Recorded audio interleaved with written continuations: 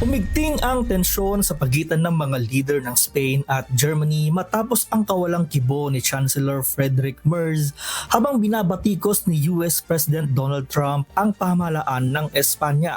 Ito ay naganap sa pagbisita ng German leader sa Washington para pag-usapan ang mga international issue at mapalakas ang ugnayan ng US at Europe.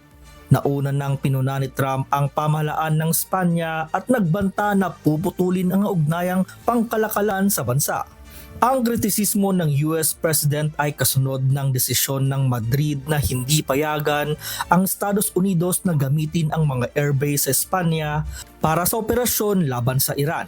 Hindi nagustuhan ng mga leader ng Spain ang pananahimik ni Merz sa gitna ng issue. Dahil dito, nagsalita si Spanish Deputy Prime Minister Yolanda Diaz at sinabi nitong kailangan ng Europa ng mga leader na handang ipagtanggol ang mga kasapi ng European Union.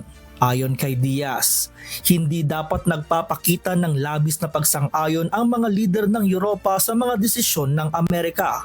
Sa kabilang banda, ipinaliwanag naman ni Chancellor Merz na sinadya niyang hindi magbigay ng reaksyon sa harap ng media upang maiwasan ang mas matinding diplomatikong tensyon. Ayon sa kanya, mas pinili niyang iparating ang kaniyang posisyon sa pribadong pag-uusap kay President Trump. Doon niya sinabi na hindi makatarungan na magpataw ng economic sanction sa isang bansa lamang na miyembro ng European Union.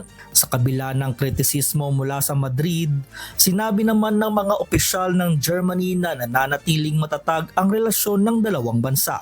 Ayon sa mga tagapagsalita ng pamahalaan ng Germany, patuloy pa rin ang komunikasyon ng mga diplomat ng dalawang bansa kahit hindi pa direktang nagkakausap sina Chancellor Merz at Spanish Prime Minister Pedro Sanchez matapos ang insidente.